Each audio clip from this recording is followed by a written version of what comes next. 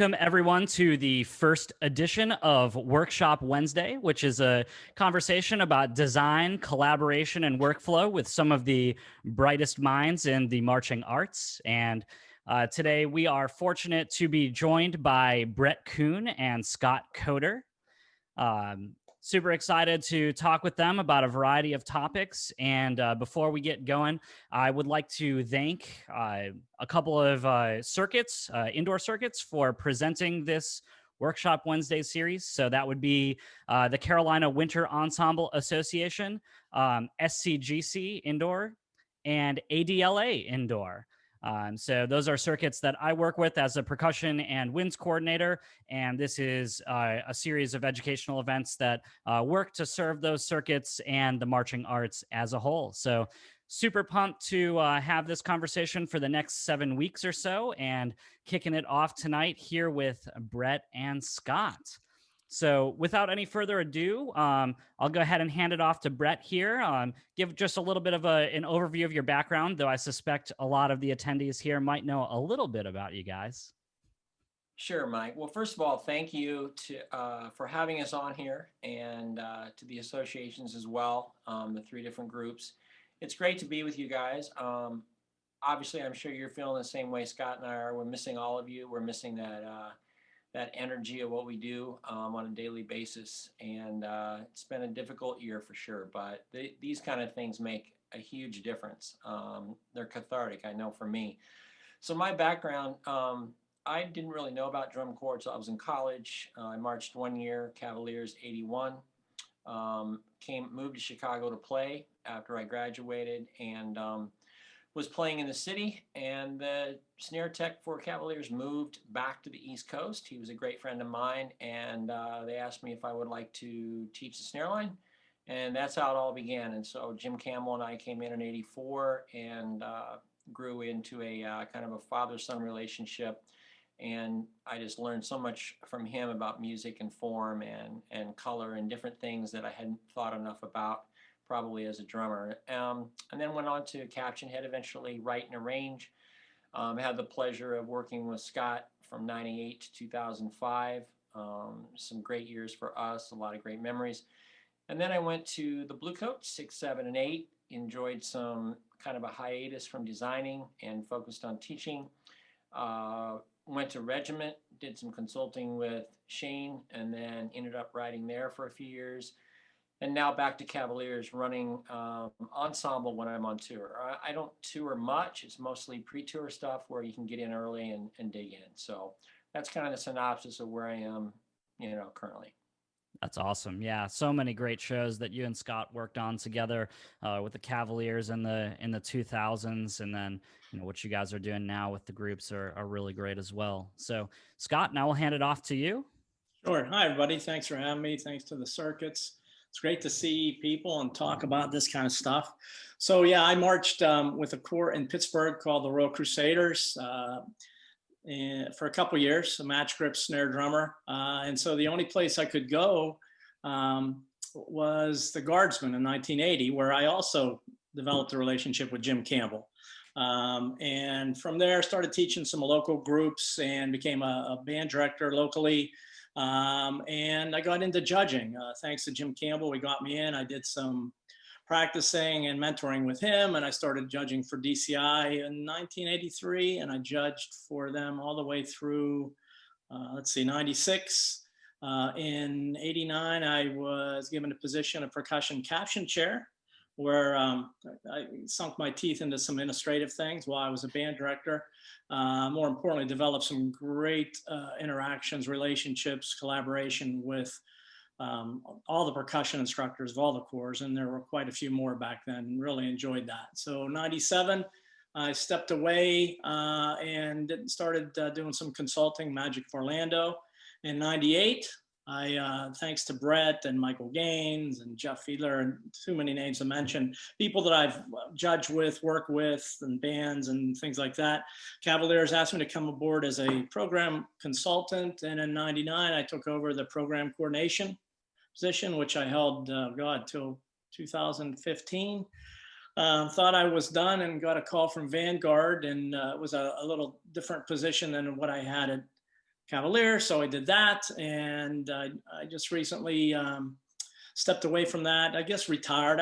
I really, at my age and experience, that's a big grind and things like that. But it was definitely time for me to move away. I went through that, lots of band consulting, things like that. My real job, I retired as assistant superintendent for the same school district I was band director for since 1983, Kiski Area School District. So various administrative positions. So for me in the program coordinator thing, there was definitely some, overlap and learning and useful skills that I'll probably share. You'll ask me about in terms of that. So one of my favorite things is judging. I hope to do a little bit more of it, especially the indoor thing, and consulting. And my biggest passion is helping young teachers, designers, and things like that. Mostly just learn from my mistakes. So anyhow, excited to be with you all. Thanks. Yeah, that's fantastic. And your mistakes of winning 7 or 8 or 9 championships. But of course it takes some time to get there and develop those skills and get everything figured out and assemble the right team and all of that. But it's been a lot of fun to get to know you, Scott, over the past couple of years as I've been moving up the ranks in judging with WGI and DCI, and then Bret, we go way back to the days of me being a student at Prospect High School. So, but now judging together and working together on some projects. So it's been a lot of fun to work with you guys and learn a lot from the experience that you guys have had over the years.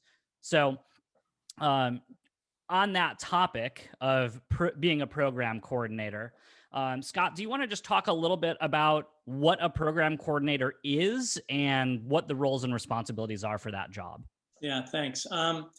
Okay, well, that term can be used to describe a lot of things, and people and a lot of people have different ideas of what that is. Like I know Shane's on here, and he's a program coordinator for MCM, and I would think that from the chief seats, that's sort of what I would think of it. Obviously, you have a voice in the creative process and things like that, but you're the driving force in terms of the design process, and then ensuring that product gets to the field. So you have a direct line of communication with the teachers, instructors, all the various stakeholders. Maybe not necessarily, it could even be fundraisers and band ads, building stuff and things like that. But it basically, a program coordinator, since we're talking to a lot of percussion guys and indoor guys, maybe some band directors, but it can sort of be the band director. If you think of drum corps, there's the corps director most often is not the person making the creative decisions or rehearsing the group during the day and things like that. They do the off the field stuff. And, there's a voice on the road, which most often isn't the program coordinator because they don't often travel all the time. But it's sort of like the band director in terms of making decisions or I guess the easiest thing to wrap this question up is basically a program coordinator, whether or not all the parts, all the different components are written in-house or they're written somewhere around the world. It's the person that makes sure when they all get sent to the place where they're going to get taught and executed and performed, that they all fit together, and has the ability to use the people there and themselves to retrofit it, to tweak it enough to make sure it does fit together, which it often doesn't. I don't know if that makes sense, but that's sort of what it is. So I always say that, I'm not the guy that says we're going to do a show about fish. I'm just the guy that makes sure the show's still about fish after we get into the process. And if it's not about fish, that's not necessarily a bad thing. It's just that we have enough conversation to decide that we said the show's going to be fish, but now it's going to be about broomsticks. Yeah, no, that definitely makes sense. And it's kind of a catch-all term that, can be customized for, whatever the individual program needs are. But, it's great to hear, what that looks like from an organizational standpoint. Now, Bret, I know you've done some program coordination as well in the past. Do you have anything that you want to add to it or from your experience? Well, my experience, I think I could speak to it as a judge for just a moment, just from that angle. Yeah. We have like Tony, Shane, there's some incredible designers and minds on here that, this is a different conversation, probably not for them at all, but I find so many young groups, they get halfway into the season and the title no longer fits the show. It's not what they thought it was going to be. And Okay. so when Scott's talking about fish and then it becomes broomsticks, a lot of younger designers don't know when it's time to just do something really simple, like just change the title. Yeah. Like literally, you won't even have to rehearse anything different. Just don't call it fish when the floor's full of broomsticks, using Scott's analogy. And I think that's something that's really hard because you have these preconceived notions of what you want it to be. Like, I love judging Tony's groups in California. When him and Kevin are working together, it's always like, if I see him early, I already know I'm not going to know what it's about. Because it's this living, breathing, organic thing that they're growing, and they don't even know what it is yet. They're waiting to see how we react sometimes as an audience. And I think, it's so different than film where you go see a movie and it is what it is. Well, they're kind of developing the film in real time. And I think a lot of great people do that. And I think it's that ability to know when to, I've seen Shane do this with MCM where all of a sudden a whole minute's completely different.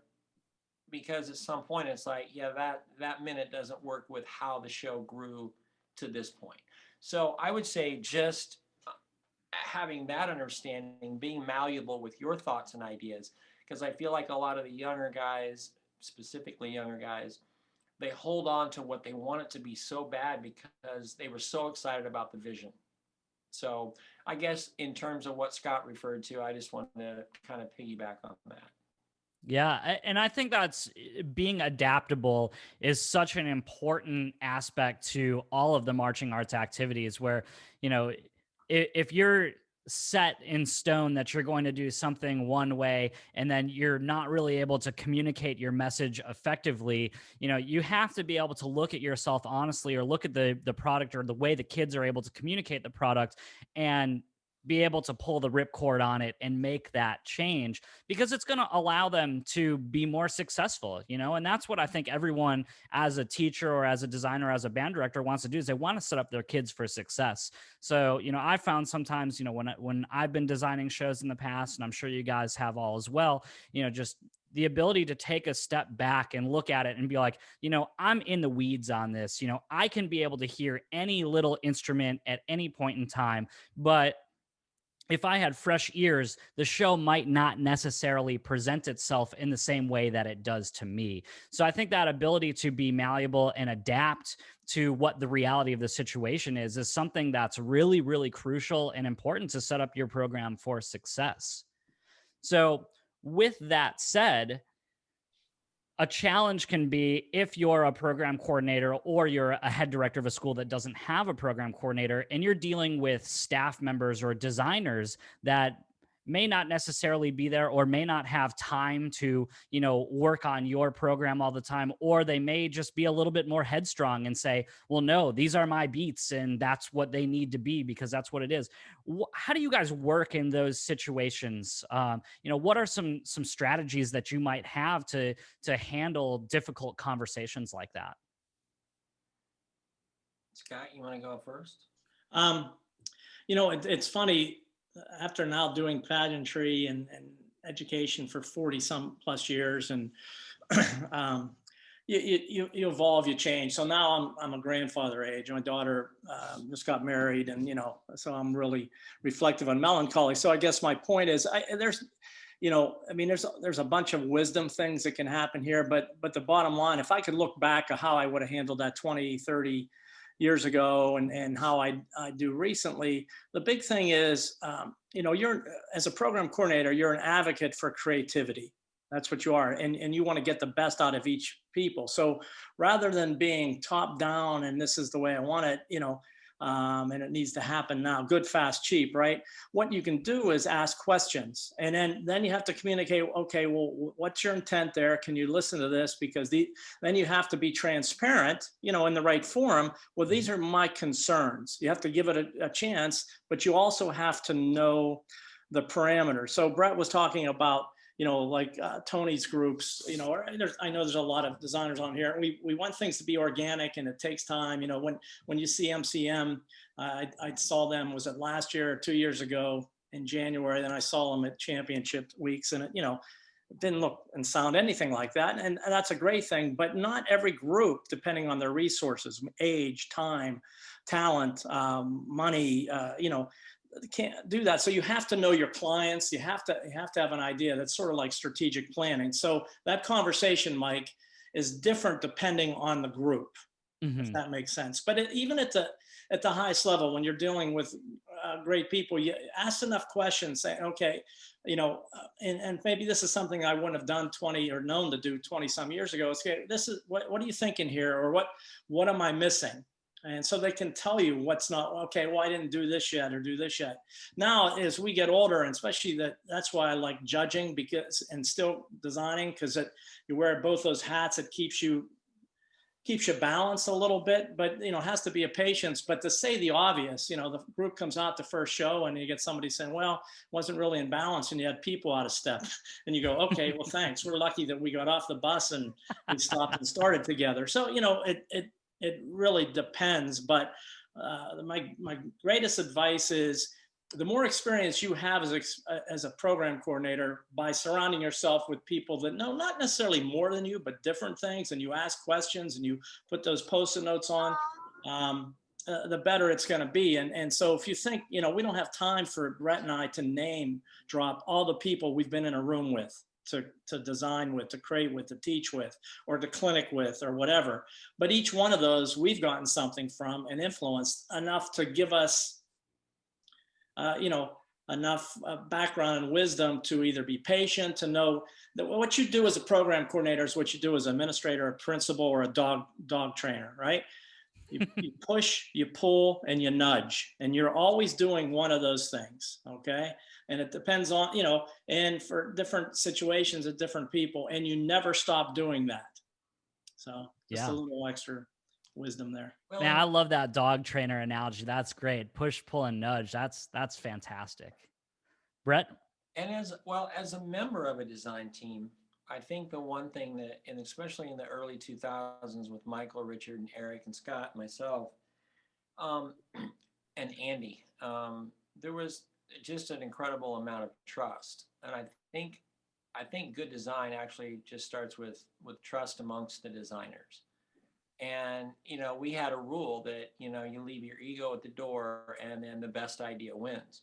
And we'd come into some meeting room in a hotel in October or September, somewhere for 2 days, literally. And Scott or Michael, they'd start writing up some ideas. We all brought in ideas. Here's a piece of music. What do you think of this?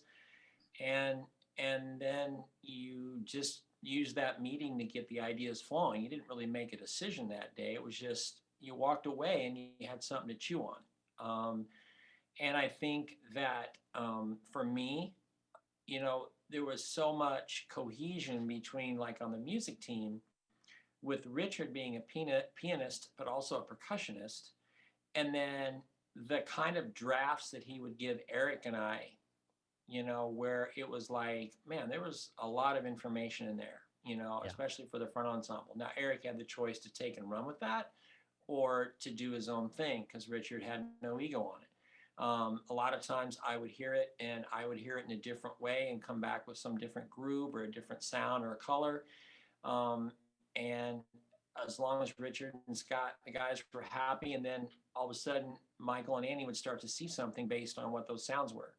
And it's very different in those years because we were doing all that original music. Yep. So in April, you didn't know what the closer sounded like because you never heard it before. Yeah. When you're doing arranged music that you guys have listened to, or you're doing arrangements of stuff that you listen to for a long time, I think one of the goals should be, is it adaptable as a designer? Will it transfer to indoor?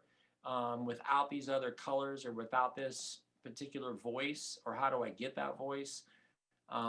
So I think as a designer working with and for Scott, it was always like, I got to keep pushing the envelope, bringing things to the table, new sounds, new colors, new textures. And then you stand back and go, well, if it's Michael Gaines and he has the visual concept, then you try to run with that as well. You know what I mean? So it was always a back and forth, that nip, tug, nudge that Scott mentioned, but it was so comfortable that it just felt easy. And that's the hard thing. That's like, sometimes you're in that magic situation. Now, if you guys are in situations where it doesn't feel easy and you feel guarded, or you got to wrestle over an idea, or you got to get your idea, then you probably need to reevaluate, like, just process and the trust side of things. I think that's huge. Yeah, absolutely. I mean, trust is so big, really, with anything that you're doing from a business standpoint, or from anything where you're working in a collaborative environment with other people.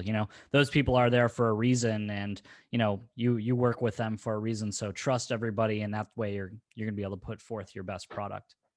Yep. So, Bret, from your standpoint as, being on a design staff, what is something that you look for in a program coordinator? Like when Scott was your program coordinator, what were the qualities that made him, I know you touched on trust, but what else made him be great in that role? And then Scott, from your perspective, what do you think for programs that are looking to hire a program coordinator, or might be starting to dip their toe in that thing? What should they look for in candidates that are going to allow them to be successful? Well, I think for me, it was, with Scott, him and I had been in critiques for many years together, and it was the comments and the thought process that he seemed to have in critique, and we just developed a relationship.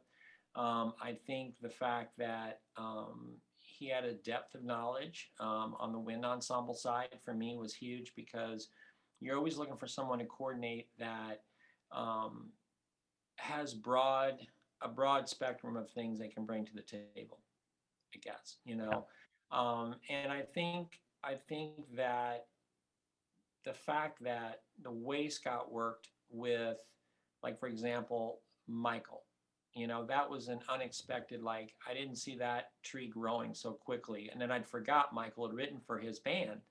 And it was like, oh yeah, well, there's already like a relationship there. And Scott and I had we all had different levels. Eric and I were like brothers. I taught Eric. So it was like very, very comfortable. Andy Toth had been in the Corps when I was teaching it. And Richard, it was just easy. Like I said, it was a comfort zone. And I think when you're comfortable, man, you do your best work. Yeah, that's great. All right, then Scott, talking about programs that would like to hire a program coordinator, what are some qualities do you think that they should look for when vetting candidates? Well, I guess it's sort of, well, let me just interject one thing. Bret and I got to, even though I know he was in critiques when I was judging, he and I judged an indoor, the Glenwood or something. What was the one word Durrett did? Glenbrook North. Yeah, like in the mid 80s, late 80s and things like that. And so I got to hang out with him and we connected because he's a good guy. He could talk about a multitude of subjects on a multitude of levels.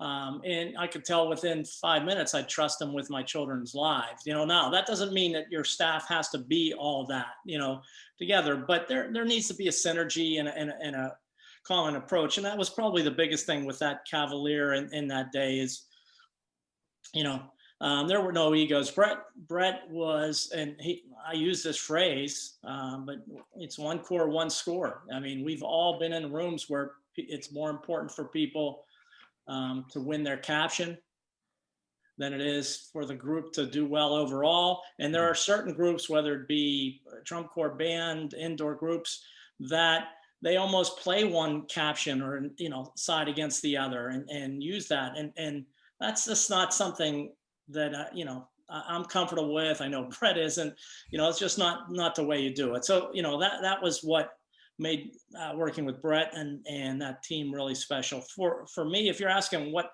qualities, I guess it depends what you want, you know, in preparation for today, and looking at some of the things I've done in clinics.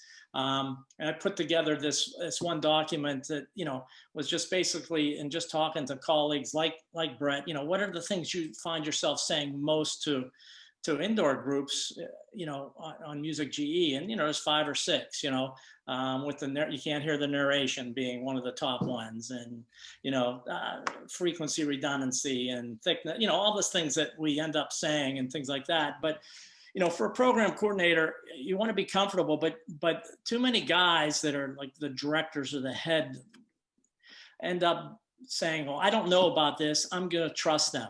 You know, and I do enough consulting with bands, and even if I'm the quote unquote program coordinator for a band, which I'm not really comfortable, I'd rather be a program consultant. My job is to build the confidence and teach the head person, okay, about skills, and that's most often to trust your instinct, because if you think about, if you've ever watched any films, or, you know, read anything about Steven Spielberg being in the room with John Williams, or, you know, any of the Hans Zimmer films, or, you know, if we use that genre, you know, they're watching, they've edited, they've cut, these are the scenes, or at least the broad scenes, until they cut some more, and they have a feeling, a feeling of the arc. They have as Disney would say, they have the feel, F-E-E-L, and the feel is the look and the sound, okay? So having said that, the person in charge, whether it be the director, if they don't have a program coordinator, or they need to coordinate the program, or if they're hiring somebody that has the background to say, okay, one set of eyes, one set of ears, you know, and that's what a judge is. Yes, they might be visual, you know, performance or visual GE or whatever, but basically it's to be digested by one set of eyes and one set of ears. That's great programming. So you have to have enough skills there. You have to have enough organizational skills with a background, but somebody that's not afraid to push, pull, nudge, or to bring people along and be that educator, and have those tough or courageous conversations if need, or pare things down. Every drum line is too loud, period. in any venue, every drum line, more importantly than being too loud, is too thick. Okay, because here's what's happening now, and if we use band or even indoor, there's somebody writing, could be the electronic, or the sound design, then the pit, then the battery, okay? Then there's sometimes I'll even have somebody writing the drum set track and things like that. That's a lot to digest. And what happens, you stack these things on, and all of them are important, but nobody's distilling and prioritizing it. And that's what a program coordinator has to do, okay? That, likewise, it's like, we want you to look here, okay? You know, so how do we get people to look here? Because this is what you hear. You have, you know, I'm not trying to scare people, like, you better have those skills. I didn't have those skills, just like a lot of people here. I marched in a drum line, and I started teaching a drum line, being a snare tech, 4 feet in front of them. Then I started writing. So now I'm 10, 12 feet in front of them, barely still went up in the stands. It wasn't until I was a judge administrator and started going up into the press box, or, you know, higher up in the stands, just to watch judge positioning and watch the overall, that I got a feel. It was like I started getting a little bored just watching the drum line from that far away, and I started seeing the big picture, like, okay, and saying, why is the color guard making me look over there? Or why is what they're doing visually making me feel this certain way? Then I also started going like, okay, why am I looking over here at this rifle toss when the musical line moment or important voice is over here? And it's through experience, and you have to kind of, you know, you develop those skills. So I guess the big thing is, what are your goals? What are your resources? And what do you want? I can't stress enough to hire the people that are on this call, and the people aren't on this call, all those great consultants. I know that you can send tapes into WGI. I know how some people do it. There's a lot of people for a very minimal, or for no fee at all, will do a consultation, an audio tape for you. What the problem is we're afraid to get people to look at it until we feel good on ourselves. And that's not what you want. Like, when I think back to, you know, I haven't been to California like the first in February. I've usually been there March or end. But if I take again a couple years ago at that place you brought me in, Mike, and somewhere in Tennessee, and I saw MCM when they had a couple minutes, it was and whatever. But Shane and this team had the group there. They got some input, and I think some things didn't even work of what they had out there. But the point is, don't be afraid. Yes, you're going to hear the obvious, but you might get some insight, or more importantly, validation. This is the road we're going down. Let's continue to go this. Or my God, our show was called Pink, and all they was talking about purple. Wonder why that is. Oh, well, we had our practice uniforms on, and they were purple. So, I'm using goofy analogies, but get input often, and don't wait until you think it's perfect. Everybody understands it's not going to be right until you hear print on your championship day. Everybody gets that. That's not when you need the input. You need the input or validation or, confidence boost earlier. So it's sort of all over the place, but, program coordination, broad term, somebody that has enough ability to, help bring what they hear, what they're hearing out there visually would help. Yeah. Yeah, and it's always interesting to me, like when I judge with you guys, or really judging with anybody, because for WGI, I judge music, so situated down a little bit lower than the effect, well, really everybody else on the panel. And it's always interesting to kind of compare, like you just said, narration is always too soft. It's hard to hear. Like from the music perspective, down kind of low, the narration is always crazy loud. Like I very infrequently have a hard time. Let me get started to interrupt you. It's not too soft. There's just too much other things going on around it, and the frequency. They have a man down here and the singing sub bass, okay, and they have a bass drum feature and a synth bass and and a drop going on at the same time. There's a lot of other reasons why. Yeah, frequency management is a challenge for sure. But yeah, it's just always interesting to take that, go from that micro level view. Like even when I'm judging for DCI, being on the field, kind of on the field now, you'd be out there running around with the drum line and you'd hear the crowd go wild. And it's like, all right, well, like that eighth note lead in was pretty good, but I didn't know that it really warranted that response. And then you finally, take a moment to go upstairs and attend a show or go to championships and watch it at finals from up top. And it's like, oh, now all of a sudden that makes sense. So, just having that different perspective from different areas of the performance zone, I think is really, really valuable to check out and, look at different parts of the season. Well, and I think that vantage point, is such a challenge for so many groups because they don't always get great rehearsal facilities. Yeah. And 98% of the rehearsals are done from a micro level. Now, if you're Tony or Shane or some of the guys that have been doing it a while, that already know how everything's going to sound essentially in Dayton because you've got so many reps on that process. That's one thing. But, I'll mention and critique a lot of times to younger groups, open groups, even some world groups, and say, when's the last time you guys did just an effect rehearsal? And they're like, what do you mean by that? I said, well, you take the effect sheet and the whole staff goes upstairs. They're like, upstairs, we rehearse in a cafeteria. And there you go. Yep. So when the next time you videotape the show from upstairs, the next day or two when you watch it from that vantage point, everybody needs to get out those placemats. And if you're in rehearsal and you do have that vantage point, you need to restrict yourself only to the comments that pertain to that sheet. And it's going to be very difficult because the snare tech's going to want to say the same thing they always say. They're going to only listen to the snare line. And it's like, no, dude, that's not the rehearsal we're having. We're having 1 hour of what do you think of Tony's sound? What do you think of Tony's tenor stuff? What do you think of what Shane did here? Like, you have to broaden, and because you have a whole team of people that all have ideas and thoughts and perceptions. You have them on your staff for a reason, that you think they bring something to the table. So you got to put them at the right table by trying to get that vantage point and then let them have an idea, let them see what is the show really about. Like, get your head out of the micro, because I think, for us, we'd rehearse for a whole week away from the stadium because we couldn't afford a big stadium a lot back then. So we would rehearse in this small town, a little ways outside DeKalb, outside Chicago. And then on the weekend, Scott, maybe Michael on a weekend, everybody be in for the weekend because we had NIU Stadium for 2 days. Well, when you're in a huge stadium for 2 days, everybody's upstairs. People are on the field. You got a whole week coming up. You got 5 days to be on the field with the kids 4 feet away.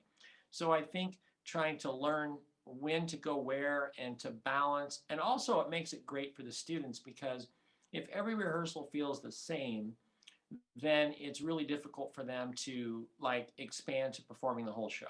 Hmm. You know what I mean? Because you're trying to teach one measure. That's what I always show. There are no bar lines. We start here and we end here. But how do you get students to push, to perform through everything and make that feel holistic? Once you do that, then you get to the next level. So those are some thoughts that I had regarding what we do as judges with those sheets and how maybe they can use those. You guys can use those within your rehearsals as well. Yeah. Yeah, that's really interesting. I mean, I think there's some really, really great ideas in there that we can certainly take to our programs and utilize that to our advantage. Let's switch gears a little bit here, pun intended, and let's talk about some late '90s, 2000s Cavaliers.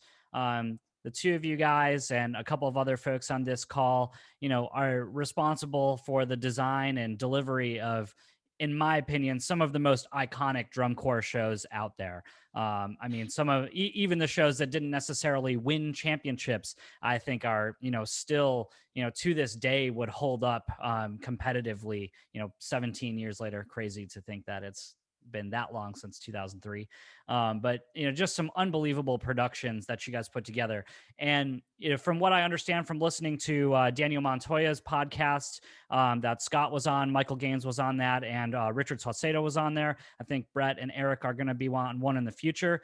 It sounds like, everyone, for the most part, maybe with the exception of Richard, was already kind of in place in the team when you joined in 1998, Scott. Is that right? Or sorry, you joined as a consultant in 97, but Yeah, first that was as program coordinator in 98. Bret was there, Eric was there, but I think, and of course, Jeff Fiedler and Bruno were still there, but it was that's when Michael came aboard on 1998, and I think Andy had just aged out. So it was sort of a new team, a new brass guy, right? That's when Drew came, right? Right. Drew was in 98, yeah, from cadets. So the guys. It was sort of a new thing. The drum thing was, I think, held over, but in other captions, it was sort of new. Okay. So with that, the Corps was definitely successful going into that season, just having won a championship in 1995 and being having some really, really strong years leading into 98.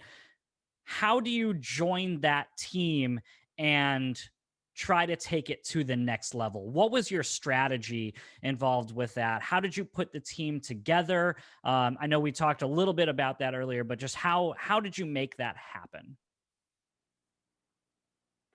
Well, there was a lot of people. I think it was more like letting it happen. It was really strong people there, and the culture was there. 97 was a really cool show. That was the Firebird show and the Shoop, really creative. I think though, in 98 was their 50th anniversary. So you talk about resources, it wasn't a blank canvas. There was definitely some board, not concern, but I think they showed up, Bret, at the end of our design meeting, and sort of wanted to see the donuts that were made after an hour, getting to know each other or whatever. Right. But the idea was, great people, just keep nurturing that culture. You maybe add to it. We brought Richard on in 99 as a music consultant, and then he took over writing. So that was something that we added in 99, but more it was, it was sort of letting things evolve and kind of like letting it develop. In 99, Niagara Falls was one of the songs that I was attracted to and put on, cassette tapes, that was sent to the team. And people weren't really interested in that. But in 2000, after a year together, and that was a year that we didn't get the rights to the show we were going to do. And that was a really growing pain year for us. We ended up having to change more than than any of us would typically like. But the classical innovation show came to light. But it all was based on the fact that we didn't get the rights to what we wanted to do, and we held out for many years. I think that's why we went to original music actually in 2000, because we didn't want that happening. So. The biggest thing is supplementing is and growing together. And going back to something you said, Mike, and, in terms of skills, and this doesn't have to be a program coordinator, but it has to be somebody that's sitting in that seat, that's balancing one set of eyes, one set of ears.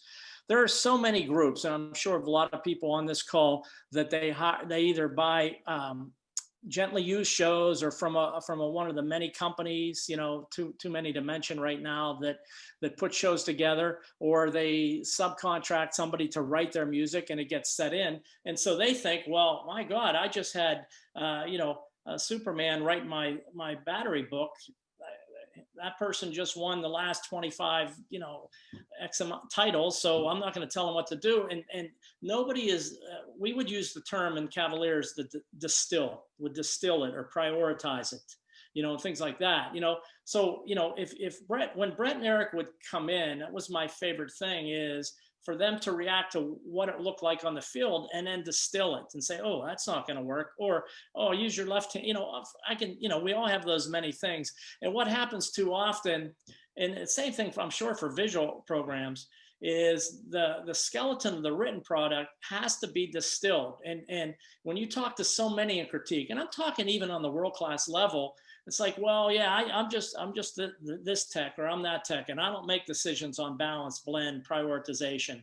You know what? You have to, because the grandmas that are knitting and waiting for their kids to come on need to be, and the judges need to know what the musical prioritization or the visual prioritization. So even though it might be in literature and English in schools, for testing, we always want kids to know the author's intent of a writing in literature, right? Well, there needs to be the composer arranger's intent, Yeah. and if you're the primary music person, you have to at least understand it or know it, or at least if you don't get it, then get input from them. Ask them to do you a quick audio tape, a voice memo, whatever it takes to give you input. If you don't quite have the background to distill something that's written that has all these layers, okay? And then the confidence to say, back that off, displace that octave, things like that. There's a lot of little tricks you do, but most importantly is when faders are up on anything, it's not gonna be discerned, if that makes sense, okay? And, those are the things that we as a young team, and we were a young team together at Cavaliers, and, I know we take all the other groups we're doing, there was no egos, and we're all learning from each other. We weren't afraid to poke fun at each other or call BS on somebody when you did something that wasn't quite right. But it was like aha moments. I think everybody on the call knows Eric Johnson. All right, Eric Johnson and what his scores look like compared to what his groups sound like after the pit is under a tree or in a hallway or an auxiliary gym for X amount of hours, and he's worked on something.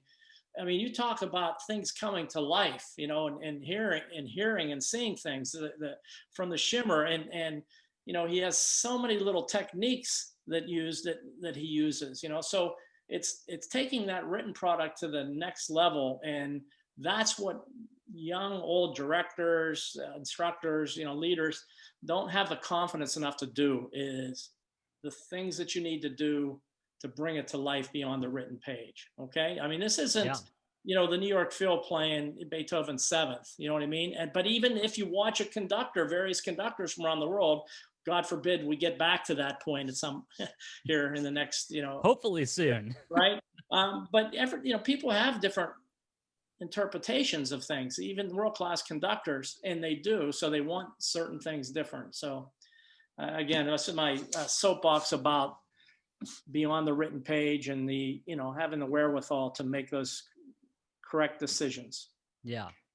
Well, so, I think a lot of the groups too, Scott, I know that, MCM and Tony and the guys,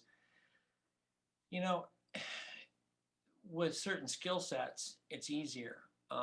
we used to call it laboratory time, and Eric and I would take the line out on the field, battery and pit, and we would just start from square one to go to two and start extracting, take this out, put that on the edge. Oh, wait, do that again. No vibes this time. And then it was just completely experimental. And till you got what all of a sudden you'd uncover something you didn't realize was there because of the layers. That's what Scott was referring to. And then we would have at that point, the tech guys stay out of the way, just stand back and listen to what we were working on. Because when you're creating, the tech guys need to not be involved. There needs to be no comments about how they're playing because it's a distraction from what you're trying to achieve, actually. Because you're trying to the art, and then the art will get rid of those guys. So as long as everybody understands that role, when I was at Blue Coats, I always loved Tim Maynard was one of the best guys I've ever seen at that. If I took over the snare line for a while, unlike most techs who will want to jump back in there or go get water or do something, Tim would stand back about 15 feet, put his foot up on the fence, and just study every guy on the line and what was going down. And then the next time Tim took them and they came back, it was like, oh my gosh, like a whole nother level, because he absorbed what we were working on or the concept I was going for, but he also put his flavor on it because he saw then what we were trying to go for. And I think that kind of collaboration is always what you're looking for when you're trying to make things better. And then with the A-class groups, be really, really smart about what's achievable, because clean and clear is much more effective. I think sometimes with the A groups, some of the arrangers get a little overzealous, and then the kids they're hanging on, so they never really get to perform. I would say that's my biggest thing with the A's. The A's that do that well, that realize, hey, I want to be the best A. A lot of times younger writers or designers will come in and they want this world product, but that's not what you're doing right now. You're with that A group. So again, just matching up designers and the right kind of temperaments in your staff with the level of student you have. Does that make sense? Because not everybody who's great at teaching A is great at world, and vice versa. Because a lot of the world guys don't have patience for A because they've never had to have patience and teach someone who can't do that yet. So I think that establishing that as well is important. Yeah, I always reference back to Derek Shannon's and Chris Murphy's group that they had a few years ago at Plainfield High School, where I think the show was just called Fall, and they won A class. They didn't play one triplet roll in the show. They didn't play one flam in the show. They just had a really simple show musically that was crystal clear. Show's called Fall. They had an autumnal aesthetic. They did a bunch of trust falls in the show. They played an Alicia Keys song, I think that's called Fallen. I mean, just so much that just constantly reminds you of the show theme without letting anything really get in the way of that. And I just think, from what I see with A-class groups, like you said, a lot of them just really try to bite off more than the kids can chew. And then they're not able to really effectively communicate the message of the show. Yeah. So what was your guys' creative process, or what was your workflow like when you guys were at Cavs together? Like when you're designing Spin Cycle or, My Kind of Town or those shows, you get into the meeting room in October or November, whenever you guys got together. What was that process like?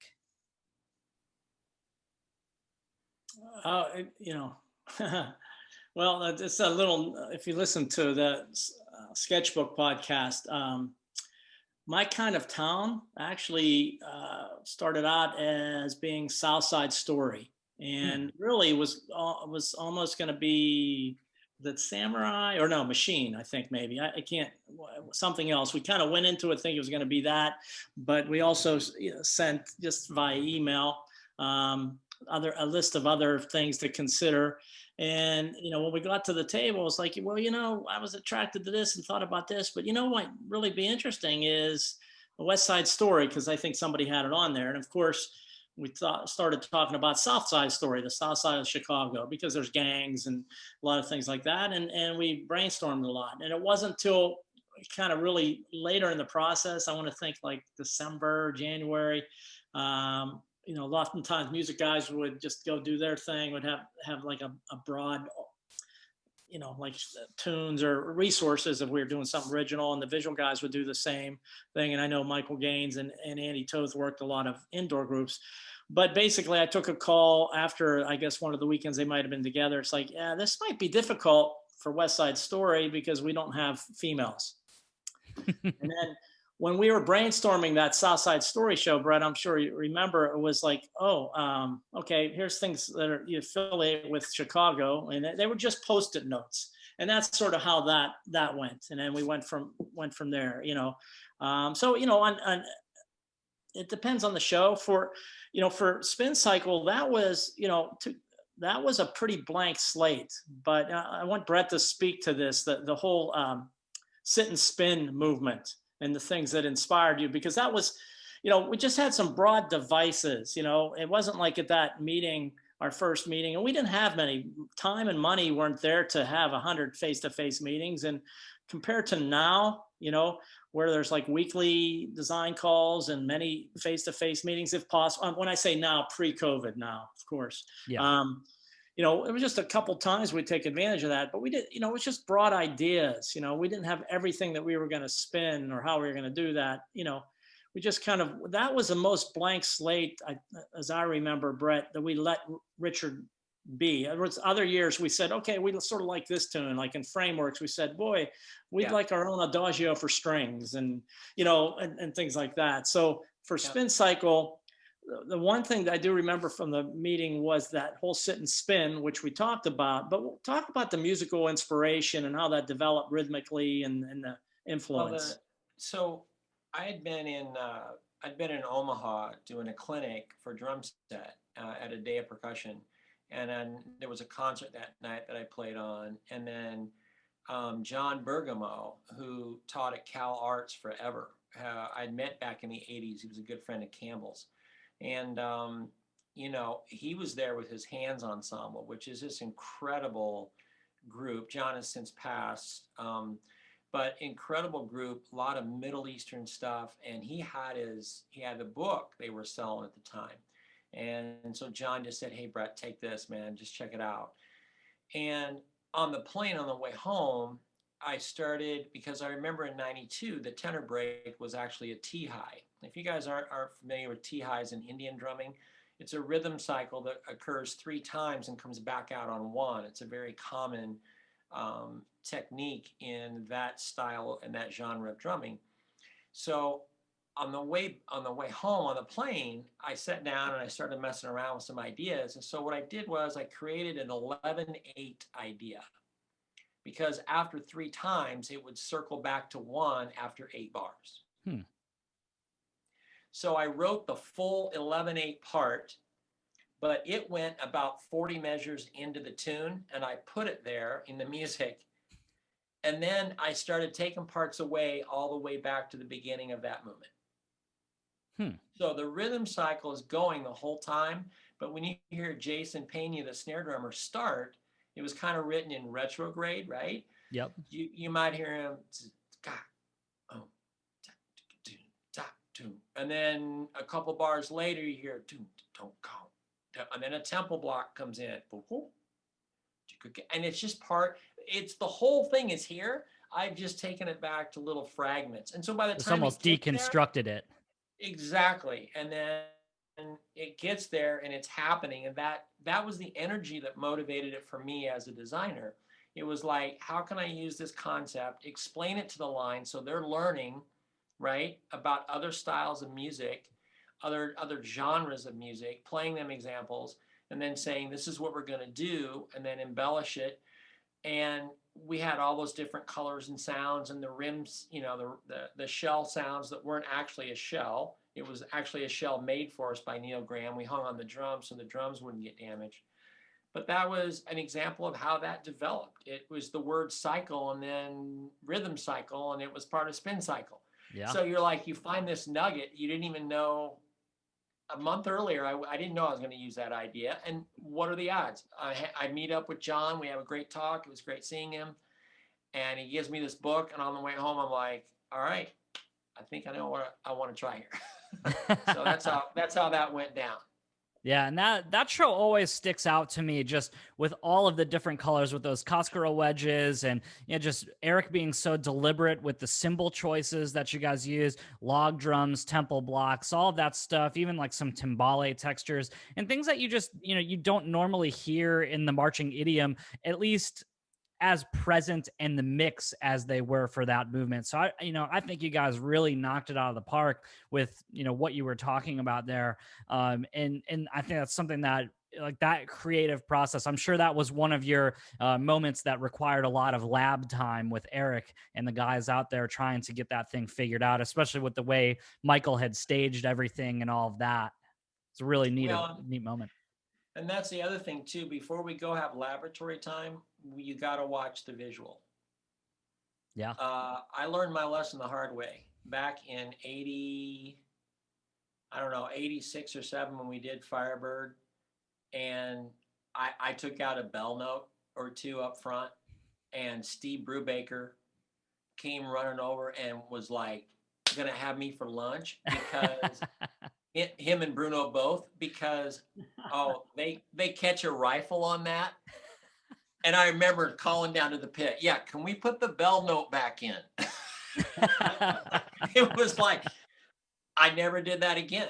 It's like, well, before I mess with anything, you got to make sure that there's enough palette open that it doesn't affect what's happening visually and how you've colorized that with sounds. Yeah. So that is another aspect of that sort of diluting things down or thinning things out process. Yeah, and I think Michael does such a great job. If you're writing music first in your overall workflow, and then he's writing visual to that, I think he did such a great job. I think the Billy Joel show in 2007, and I know that's a little bit of a different team, but there were so many cymbal sounds or moments where there was a slight impact, and you'd look at the drill at that time, and there would be lines that would break down, and then they would collide together, and it was just so well aligned that it was like you heard exactly what you were seeing, and just that just the way that those two individual ideas worked together, I think was just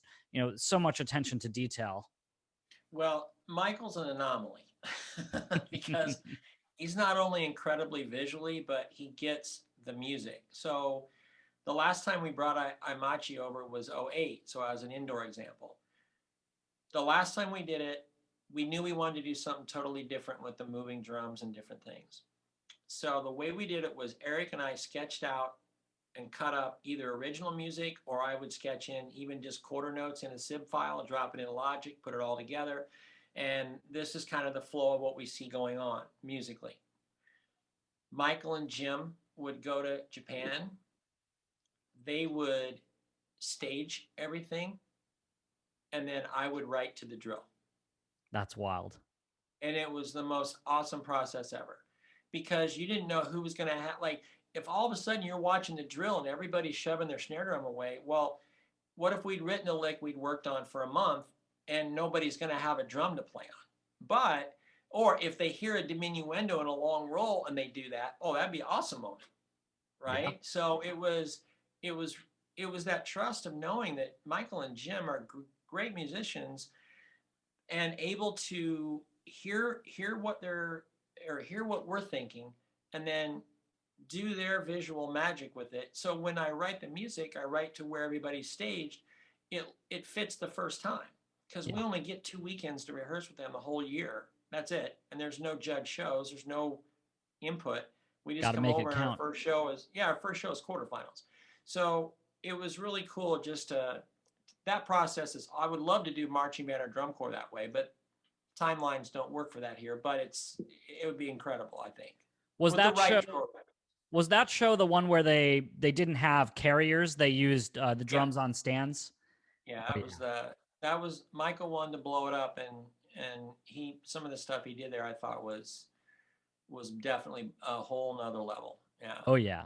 Talk about logistical challenges there. Wow. Oh yeah. Yeah. Well, that's awesome. So we talked a little bit about Cavaliers early 2000s. Bret, you're with the Cavaliers now in a different capacity. Scott, you were most recently at the Santa Clara Vanguard, so working with some of the same people from that team with Andy Toth and Michael, but some different people. And Cavaliers have a whole different team as well. Although Bret, you've worked with Mike McIntosh before in the past at Cavs and at Bluecoats. So talking about what your workflow was before in the past, how does that contrast with what you do now? You know, Scott, being in that program coordinator position for the Santa Clara Vanguard, how was your, what your role was in 2018 in that championship show different than what you did with, Cavaliers back when you were with them? Good question. I think I alluded to earlier is my process changed and evolved just based on confidence or, it's sort of like a great conductor on a podium. You don't have to stop and talk to the group. You can make gestures and things like that. Well, in that case, that was Michael Gaines' first year actually writing. He was consulting in 2017. So that was a very experienced group. When I took the job at Santa Clara Vanguard, obviously Paul Rennick's an icon, Paul and Sandy and JD Shaw, I admired those guys greatly.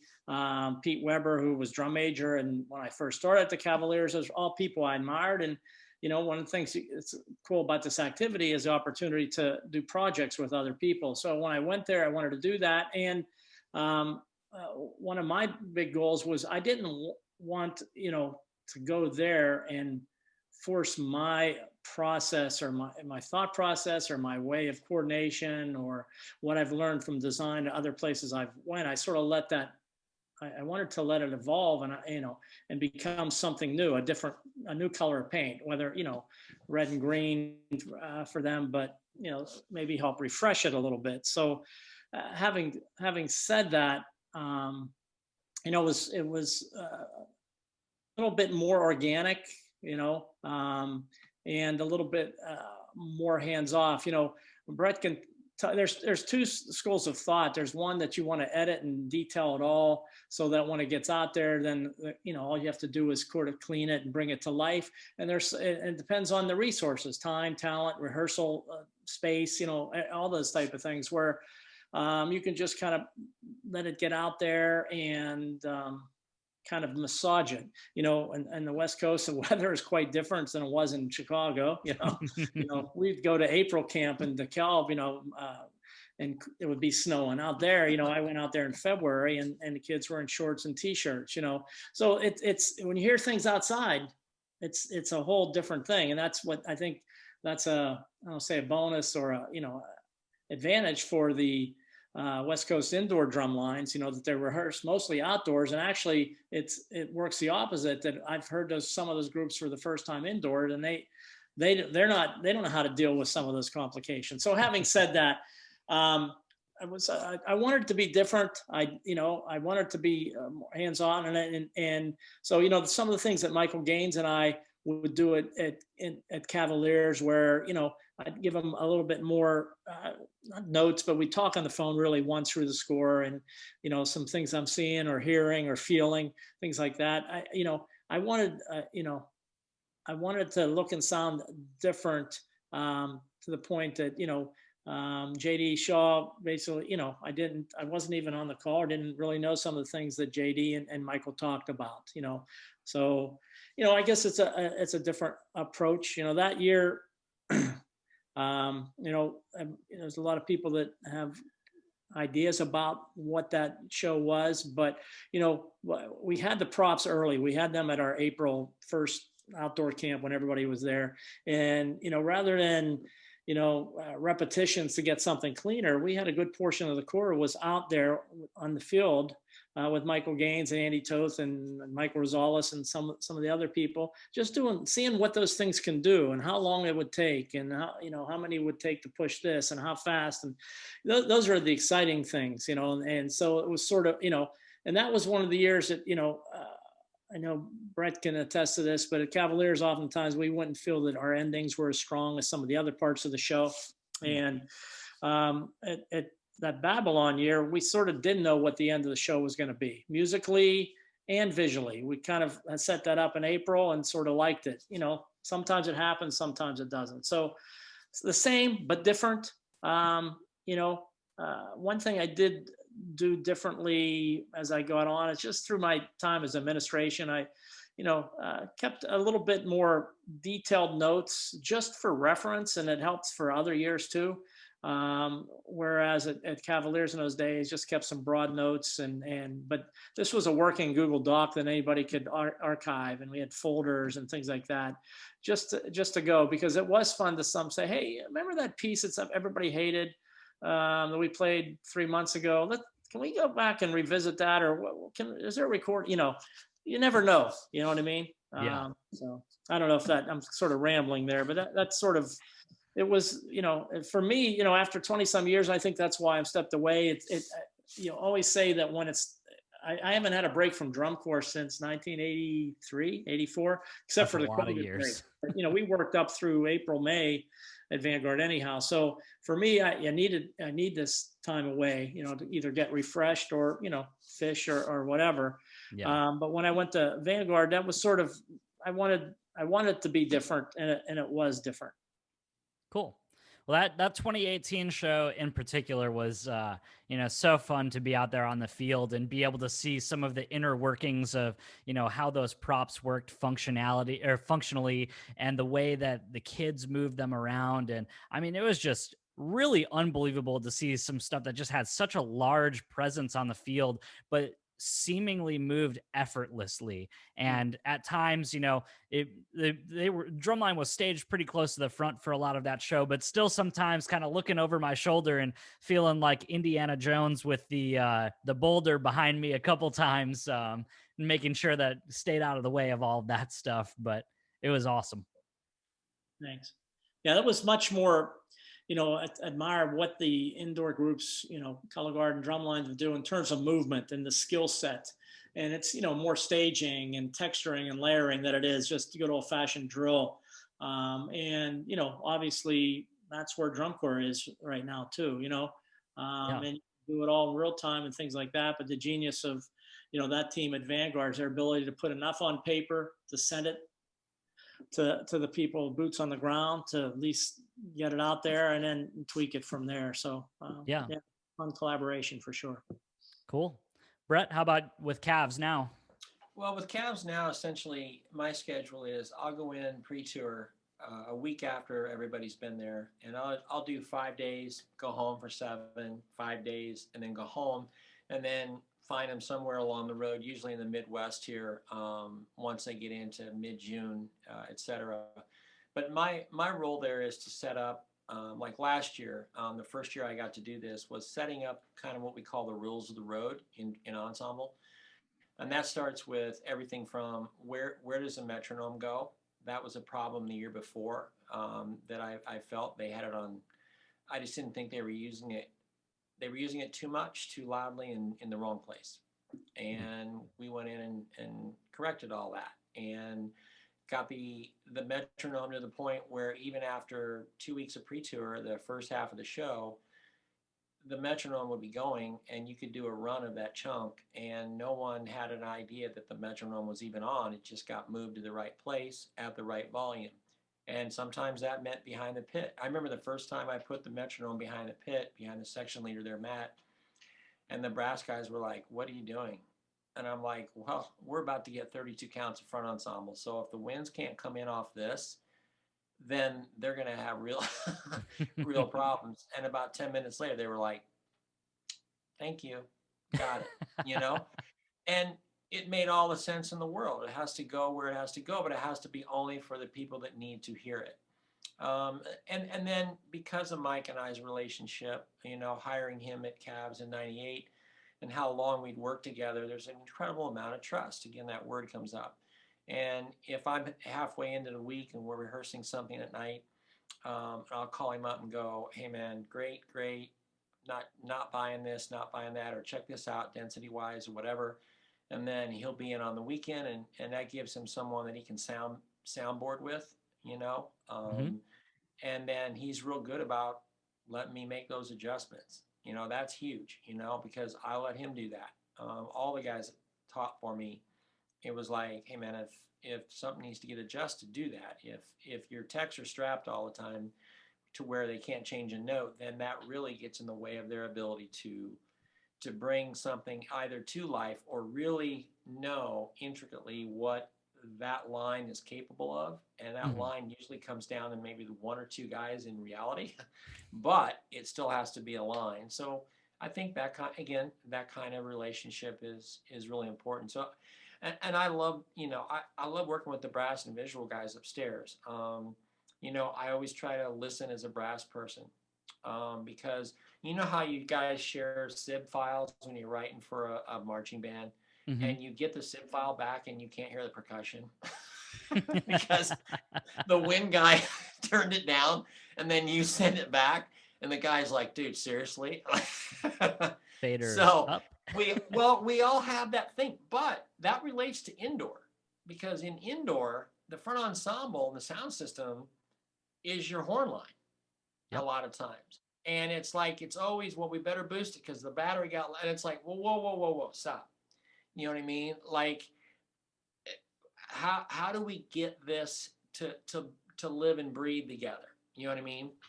Yeah. And obviously we have some incredible people on here that do that.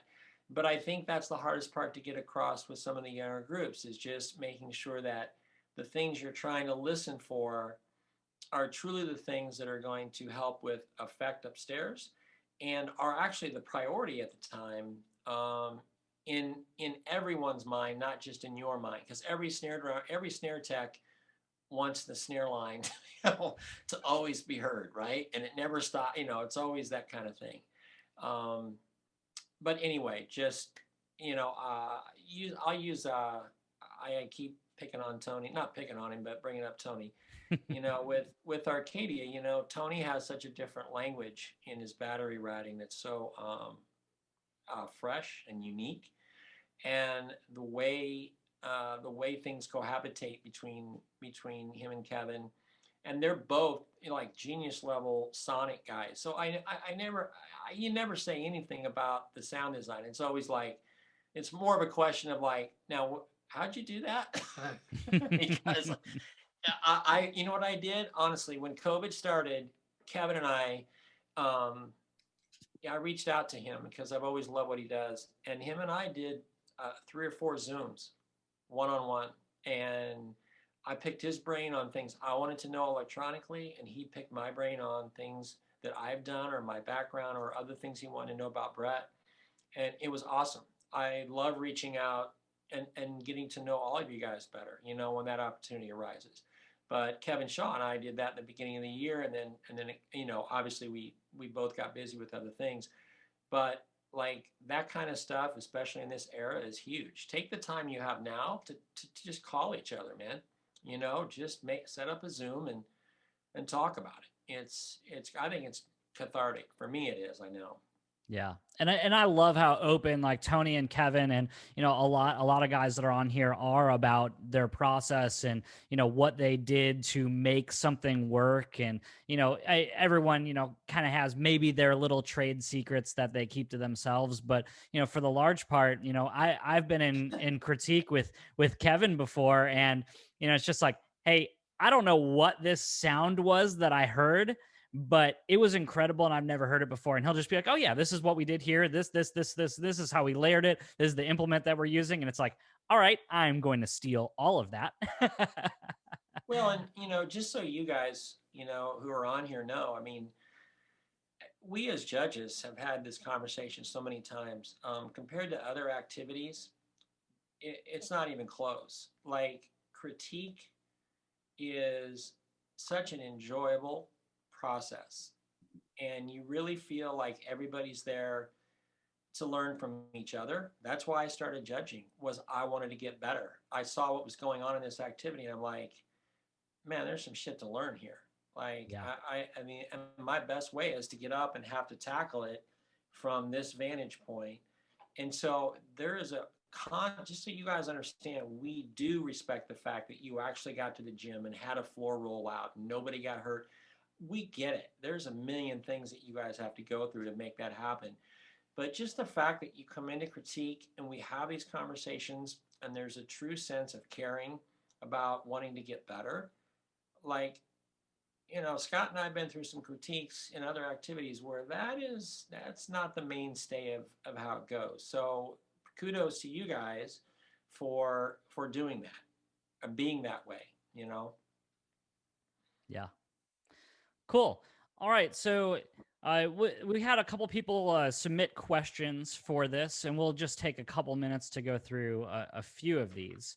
The first one that I want to ask is, where do you guys find new music, or where do you find inspiration to keep your creative chops up?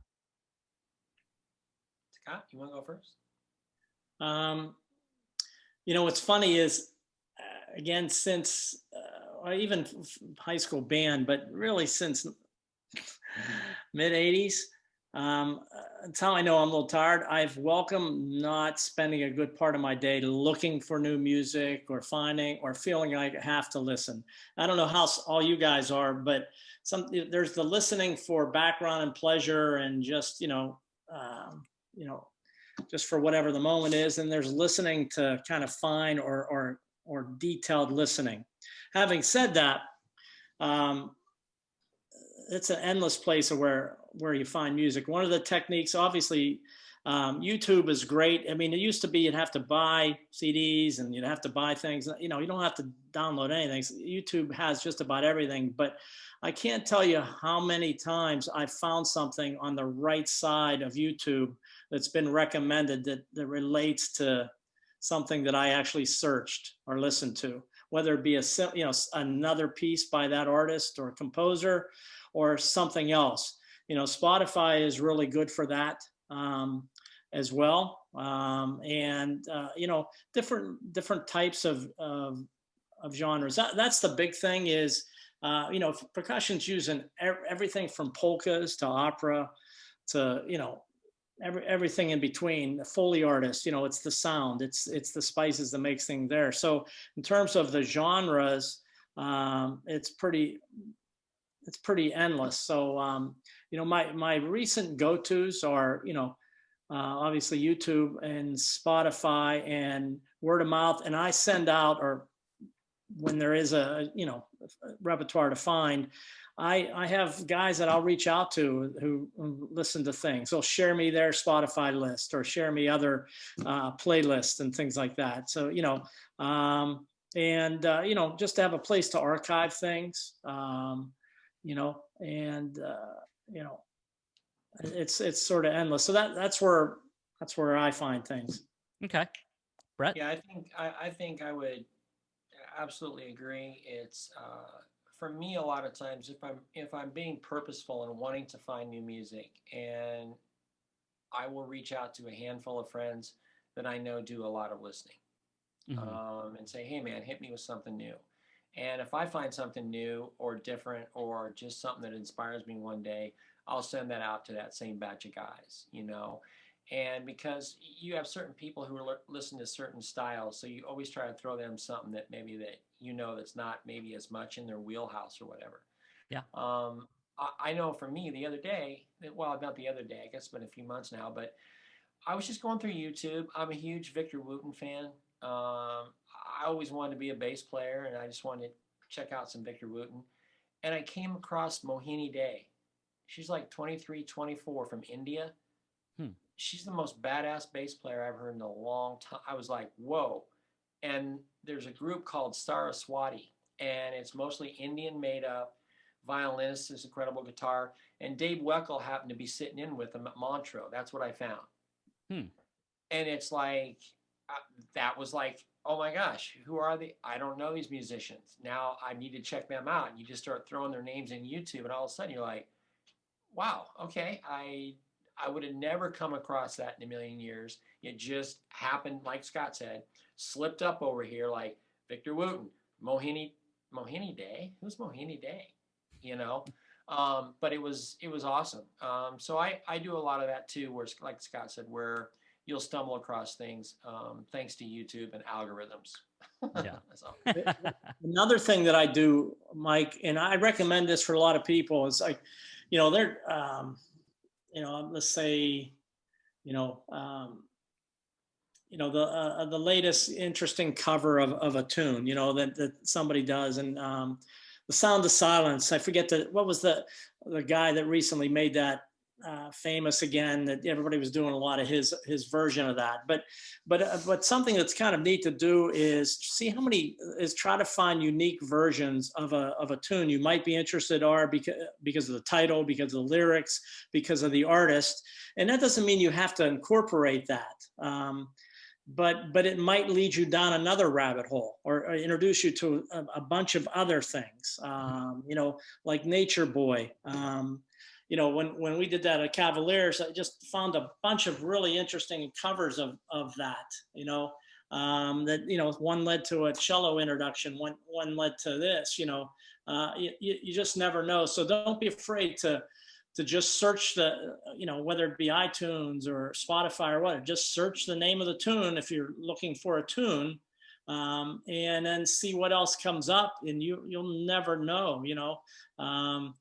We did a tune, Cavaliers 2011, called Footprints. It's a jazz standard, and there's how many covers of Footprints do you think there have been recorded? And it led to some interesting interpretations. Some make it, some don't. So that'd be another little technique I'd recommend. Yeah. Cool. All right. Next question. And this was submitted by the one and the only Matt Jordan. Panera Bread, I know. Where do I get my iced tea? That's right. Unsweet with one brown, one what do they call it? The brown sugar packets, the healthier ones. That was Matt Jordan's question. Where does Bret get his iced tea? Okay. Yep, absolutely. Panera Bret. So awesome. Well, it's been so fun to talk with you guys and hear about all the stories from back in the day, and hear about what you guys do now and what you've done to, be so successful over the course of your careers. And, I'm sure excited to work with you guys in the future. Hope we get to judge some shows together, do some clinics together, be a lot of fun. Quick question. Yes. I know we're out of time. Do anybody who's on the call have a question? Yeah, if you have a question, put it in the chat.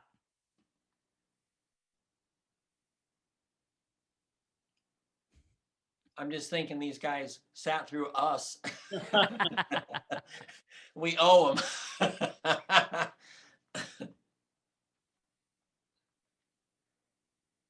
Tony says, great Tony. Job. Daniel Thank you, Vargason says, so many people on this call that I very much respect in our activity. Thank you so much for your time and the brain dump. Thanks, Daniel. Dave Hinkle says, thank you, Mike, Bret, and Scott. Awesome. Thank you. Thank you. Yeah. Well, if anybody does have any questions, you can feel free to reach out to me on social media, MLDrum41 on Instagram, and my name on Facebook. And I'll try to get in contact with Bret and Scott and get any questions answered. So you can ask those questions either to me personally or within the respective circuit groups if you're a part of that. And yeah, so cool. Well, thank you so much, Bret and Scott, for being a part of this. Bret, before we do get off here, I want to give Bret an opportunity to talk about Drumline Blueprint and what you've been working with that. Oh, yeah. Thank you. Well, for those of you who are interested, I've been working with Wade Pan and the guys in California, drumlineblueprint.com, and then Ensemble Block. And so what I'm doing right now is I'm trying to spend a lot of time creating a portal for directors who don't have a percussion person, the average director who's just by themselves or one or two. Percussion guys. It's going to be everything from very basic to advanced. I've actually got a couple of universities looking into using it as part of their methods course. So it's been really cool. It's been a lot of fun recording and doing other things again. So if you guys get a chance to check that out, it's drumlineblueprint.com, and then just check for Ensemble Block and you'll see the different portals up there. We're creating those for all instruments too. So if you're a band director, just FYI. Thank you. Fantastic. And then Scott, you're in the midst of writing a book, correct? Well, yeah, I sound like so many. Actually, when I was in the midst of doing a bunch of home projects for the wedding that just happened in my house, and I've done some interesting Zoom calls too. And my passion is teaching young people and designers, teachers, whatever. But one of the ones I seem to be doing a lot is they say you really know a subject when you have to teach it to someone else. So I've been doing a session, sort of interesting, which is how to teach, how to explain marching band or band judging or pageantry judging to your parents, because nobody understands how it works, and it's taught really well. But yeah, so this is the administrator in me, and something called strategic planning. It's committee based and a bunch of stakeholders, but it's how you make a plan for the next X amount of years, and just about any organization, whether it be a yearly thing or 3 to 5 year plan. So using a strategic planning model. This book is more of a workbook, downloadable PDFs and things like that. That'll be just a guide that a director of any type of group can just use as a guide. Oh, we should do this. Here's some examples of surveys to see where you were. Here's some examples of some ways to set some goals for the future. Okay, here's an example of some timelines or production schedules. Here's an example of account, just things like that they can plug and play. I mean, sort of thing, because directors think they have to be creative and they have to be organized, and it's hard. That's two sides of your brain, so it's hard. So this one's going to build the confidence to be a little bit more creative, and if not building that confidence, then the confidence say, well, hey, if you're organized, you can still be pretty darn successful too. So, Yeah. The goal is to have that done January, beginning of next year. It was supposed to be rolled out at Midwest, which isn't really happening. So we'll get to it here, but that's what I've been working on. Speaking of home projects, can I just show Tony's? I want Tony to see this because he'll probably actually know what it is. I built my own sound diffuser. It's like, I've got how it is where you take the different gradations of blocks and then it was like glue and do this. And it was like, my wife's like, we could have bought one of those on Etsy. And I'm like, yeah, but then I wouldn't have made it. It was like, it's COVID. What am I going to do? Hey, thank you guys. It's been great. Yeah, thank you guys so much. This is really awesome. For everyone attending, make sure to join us next week, same time, same place, for Shane Gwaltney and Matt Jordan. Super excited to talk to those guys about Music City Mystique and all the drum corps things that they've done. But yeah, really pumped for that. So in order to do that, you're going to have to go onto Eventbrite just like you did for this one, and you'll reserve your ticket, and then it'll be the same exact process from there. But thanks so much, Scott and Bret, for taking time out of your day to speak with us and share your knowledge. And thanks so much for everybody. And thank you to the circuits, ADLA, CWE, and SCGC for sponsoring this educational series. You guys have a good rest of your night. Miss you guys. Stay safe. All right. Take care. Bye-bye.